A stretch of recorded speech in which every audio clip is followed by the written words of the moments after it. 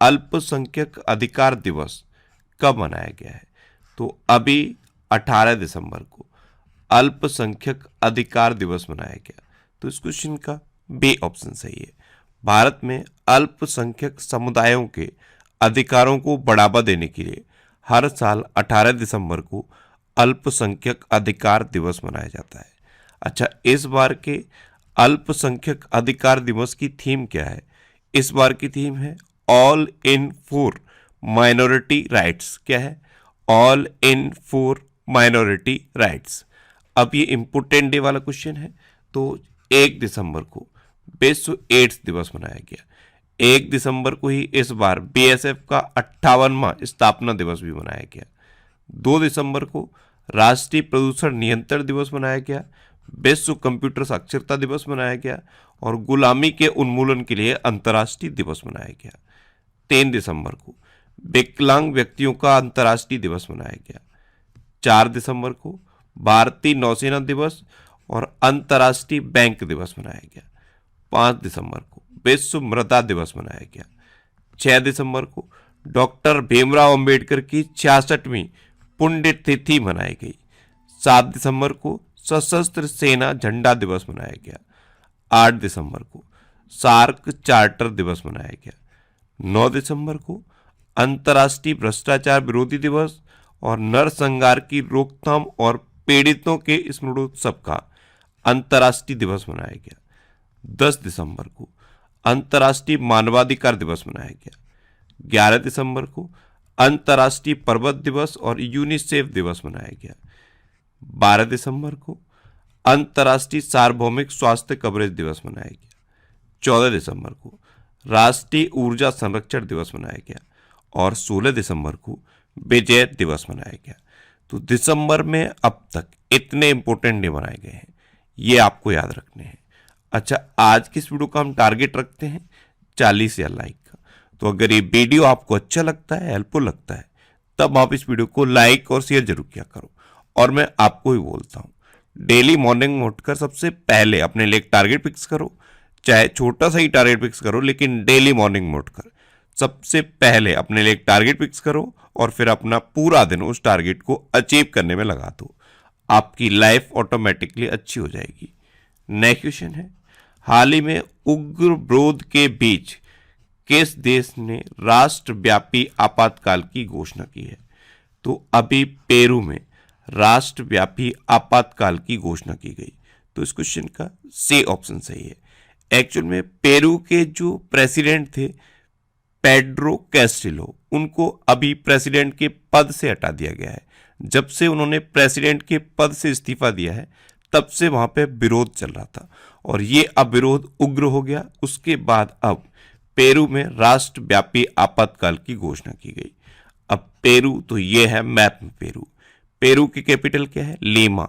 Peru की currency क्या है? सोल। और पेरू के अभी तक प्रेसिडेंट थे पेड्रो कैस्टिलो।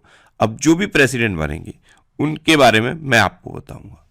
नेक्स्ट क्वेश्चन है, हाल ही में जीएसटी परिषद की 48वीं बैठक कहां आयोजित हुई है? तो अभी नई दिल्ली में जीएसटी परिषद की 48वीं बैठक आयोजित हुई। तो इस क्वेश्चन का बी ऑप्शन सही है। अच्छा, हमारे वित्त मंत्री कौन है? निर्मला सीतारमण। नेक्स्ट क्वेश्चन है, हाल ही में किसने नई दिल्ली में हॉकी विश्व कप ट्रॉफी का अनावरण किया है? तो हमारे खेल मंत्री हैं अनुराग ठाकुर। इन्होंने अभी नई दिल्ली में हॉकी वर्ल्ड कप ट्रॉफी का अनावरण किया। तो इस क्वेश्चन का सी ऑप्शन सही है। ये हैं अनुराग ठाकुर और इन्होंने ही नई दिल्ली में हॉकी विश्व कप ट्रॉफी का अनावरण किया है। नेक्स्ट क्वेश्चन है, किसने पृथ्वी के पानी का सर्वेक्षण करने के लिए एक अंतर्राष्ट्रीय मिशन शुरू किया है? तो अभी नासा ने पृथ्वी के पानी का सर्वेक्षण करने के लिए एक अंतर्राष्ट्रीय मिशन शुरू किया। तो इस क्वेश्चन का बी ऑप्शन सही है। अब नासा यानी कि national aeronautics and space administration, इसकी स्थापना कब हुई? 1958 में। इसका हेडक्वार्टर कहाँ पे है? वॉशिंगटन डीसी में। अच्छा, ये जो नासा है ये अमेरिका की स्पेस एजेंसी है, इसरो इंडिया की स्पेस एजेंसी है और सीएनएसए ये चाइना की स्पेस एजेंसी है। अलग अलग देशों की स्पेस एजेंसी आप याद रखिए, जिसमें इंडिया की इंपॉर्टेंट है। इसरो। अमेरिका की इंपोर्टेंट है नासा, चाइना की इंपोर्टेंट है CNSA, जापान की और आप याद रखिए JAXA जाक्सा। नेक्स्ट क्वेश्चन है, हाल ही में किसने मुंबई से सैन फ्रांसिस्को के बीच सीधी उड़ान का उद्घाटन किया है? तो हमारे केंद्रीय नागरिक उड्डयन मंत्री हैं ज्योतिरादित्य सिंधिया। इन्होंने मुंबई से सैन फ्रांसिस्को के बीच सीधी उड़ान का उद्घाटन किया। तो इस क्वेश्चन का ए ऑप्शन सही है। नेक्स्ट क्वेश्चन है, हाल ही में किस प्रदेश की रक्त से कारपो खुबानी को GI टैग मिला है? तो रक्त से कारपो खुबानी ये लद्दाख की है और इसे अभी GI टैग मिल गया। तो इस क्वेश्चन का सी ऑप्शन सही है। अब लद्दाख, तो ये है मैप में लद्दाख। लद्दाख के प्रेजेंट टाइम पे लेफ्टिनेंट गवर्नर कौन है? RK माथुर। अच्छा, अभी लद्दाख में मैं भी सुभाष अभियान शुरू किया गया। अग्नि तत्व अभियान का पहला सेमिनार लेह में आयोजित किया गया। 26वीं सिंधु दर्शन यात्रा लेह में शुरू हुई। सांस्कृतिक विरासत को संरक्षित करने के लिए भारत के पहले सामुदायिक संग्रहालय का उद्घाटन लेह में हुआ। भारत का पहला चलता फिरता सिनेमाघर लेह में स्थापित किया गया और स्पितगस्टर फेस्टिवल 2022 लद्दाख में हुआ है। अच्छा, GI टैग, जब कोई भी प्रोडक्ट किसी पर्टिकुलर स्थान पर बहुत ज़्यादा फेमस हो जाता है और वो प्रोडक्ट उसी पर्टिकुलर स्थान पर बनाया जाता है, तो उस प्रोडक्ट को उस स्थान की पहचान बनाने के लिए GI टैग दे दिया जाता है। नेक्स्ट क्वेश्चन है, हाल ही में किसने कोलकाता में पूर्वी क्षेत्रीय परिषद की बैठक की अध्यक्षता की है? तो हमारे गृह मंत्री हैं अमित शाह। इन्होंने अभी कोलकाता में पूर्वी क्षेत्रीय परिषद की बैठक की अध्यक्षता की। तो इस क्वेश्चन का बी ऑप्शन सही है। नेक्स्ट क्वेश्चन है, किस राज्य सरकार ने लंपी त्वचा रोग का निःशुल्क टीकाकरण करने की घोषणा की है? तो लंपी त्वचा रोग, इससे अभी गाय सबसे ज्यादा पीड़ित रही हैं। इसका निःशुल्क टीकाकरण करने की घोषणा उड़ीसा ने किया है। तो इस क्वेश्चन का ए ऑप्शन सही है। उड़ीसा सरकार लंपी त्वचा रोग का निःशुल्क टीकाकरण करेगी। अब उड़ीसा, तो ये है मैप में उड़ीसा। उड़ीसा की कैपिटल क्या है? भुवनेश्वर। उड़ीसा के चीफ मिनिस्टर कौन है? नवीन पटनायक। और उड़ीसा के गवर्नर कौन है? गणेशी लाल। अच्छा, उड़ीसा में है वेलर द्वीप और वेलर द्वीप का नाम बदल के APJ अब्दुल कलाम द्वीप किया गया है। इसी द्वीप पर अभी अग्नि 5 मिसाइल का रात्रि परीक्षण सफलतापूर्वक पूरा हुआ है। उड़ीसा दिवस या उत्कल दिवस कब मनाया जाता है? 1 अप्रैल को। अच्छा, उड़ीसा सरकार ने राज्य को 2023 तक स्लम मुक्त बनाने की घोषणा की है। उड़ीसा के मुख्यमंत्री ने मुख्यमंत्री शिक्षा पुरस्कार योजना की शुरुआत की। उड़ीसा सरकार ने 10 नवंबर को बाजरा दिवस के रूप में मनाया है। बाजी राउत राष्ट्रीय फुटबॉल टूर्नामेंट का उद्घाटन उड़ीसा में हुआ। उड़ीसा सरकार ने बच्चों के अनुकूल पुलिस थानों की घोषणा की है। उड़ीसा में रसेकुलिया बीच है, गोल्डन बीच है। उड़ीसा में सुनाबेड़ा वाइल्ड लाइफ सेंचुरी है, कोटागढ़ वाइल्ड लाइफ सेंचुरी है, नलवन वाइल्ड लाइफ सेंचुरी है, वैसीपल्ली वाइल्ड लाइफ सेंचुरी है, देवरीगढ़ वाइल्ड लाइफ सेंचुरी है, गहिर मठ वाइल्ड लाइफ सेंचुरी है और उड़ीसा में चिल्का लेक है। ये भारत की सबसे बड़ी खारे पानी की लेक है। उड़ीसा में लिंगराज टेम्पल है, कोणार्क टेम्पल है और जगन्नाथ टेम्पल है। इतना आप उड़ीसा के बारे में याद रखिए। नेक्स्ट क्वेश्चन है, हाल ही में किस देश के राष्ट्रपति ने समलैंगिक विवाह कानून पर हस्ताक्षर किए हैं? तो अभी अमेरिका के राष्ट्रपति जो बाइडेन ने समलैंगिक विवाह कानून पर हस्ताक्षर किए। तो इस क्वेश्चन का बे ऑप्शन सही है। अब अमेरिका, तो अमेरिका ने भारत को करेंसी मॉनिटरिंग लिस्ट से अभी हटा दिया है। अरुणा मिलर ने अमेरिकी राज्य मैरीलैंड के उपराज्यपाल का पद संभाला है। अमेरिका और दक्षिणी कोरिया ने विजिलेंट स्टॉर्म सैन्य अभ्यास का आयोजन किया है। अमेरिका ने अपनी नई राष्ट्रीय सुरक्षा रणनीति जारी की है।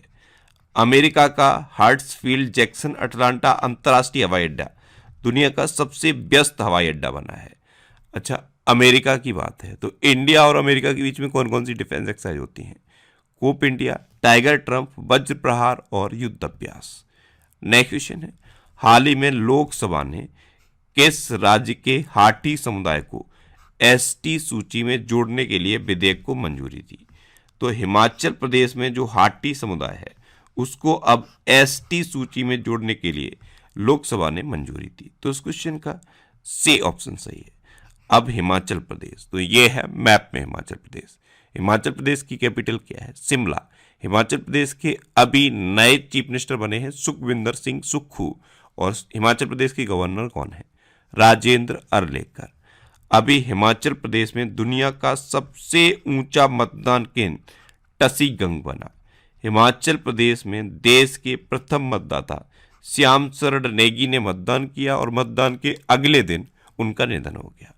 हिमाचल प्रदेश सरकार ने हिम कैड नाम की एक नई योजना शुरू की। हिमाचल प्रदेश के मुख्यमंत्री ने पुलिस की सहायता के लिए सत्यनिष्ठा ऐप लॉन्च किया है। हिमाचल प्रदेश में ग्रेट हिमालयन नेशनल पार्क है, पिंड वैली नेशनल पार्क है और थिर गंगा नेशनल पार्क है। नेक्स्ट क्वेश्चन है, हाल ही में किस बैंक ने सामाजिक स्टार्टअप के लिए अपना छठा वार्षिक अनुदान कार्यक्रम शुरू किया है? तो अभी HDFC बैंक ने सामाजिक स्टार्टअप के लिए अपना छठा वार्षिक अनुदान कार्यक्रम शुरू किया। तो इस क्वेश्चन का बी ऑप्शन सही है। अब HDFC बैंक, तो HDFC बैंक की स्थापना कब हुई? 1994 में। इसका हेडक्वार्टर कहाँ पे है? मुंबई में। और इसके प्रेजेंट टाइम पे CEO कौन है? शशिधर जगदीशन। कौन है? शशिधर जगदीशन। नेक्स्ट क्वेश्चन है, हाल ही में 2022 में सबसे अधिक लिखे जाने वाले एथलीट कौन बने हैं?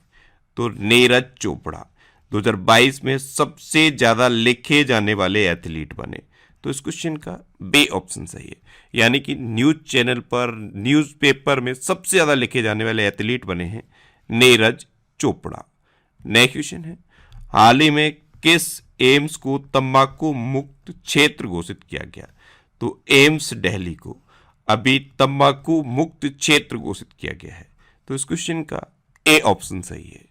नेक्स्ट क्वेश्चन है, हाल ही में ITF ने किसे 2022 ITF वर्ल्ड चैंपियंस के रूप में सम्मानित किया है? ITF यानी कि इंटरनेशनल टेनिस फेडरेशन, इसने 2022 ITF वर्ल्ड चैंपियंस के रूप में इगा स्विटेक और राफेल नडाल, इन दोनों को सम्मानित किया। तो इस क्वेश्चन का सी ऑप्शन सही है, उपयुक्त दोनों। ये हैं इगा स्विटेक और राफेल नडाल, इन दोनों को 2022 ITF वर्ल्ड चैंपियंस के रूप में सम्मानित किया गया है। अब टेनिस, तो अभी कार्लोस अल्कराज सबसे कम उम्र के विश्व नंबर 1 ATP खिलाड़ी बने। नोवाक जोकोविच ने छठा ATP फाइनल्स खिताब जीता। ITTF के एथलीट आयोग में चुने जाने वाले पहले भारतीय शरत कमल बने हैं। स्विट्जरलैंड ने ऑस्ट्रेलिया को हराकर पहला बिली जीन किंग कप जीता। होल्गर रूने ने 2022 पुरुष एकल पेरिस मास्टर्स खिताब जीता है और San Diego open title Iga Swiatek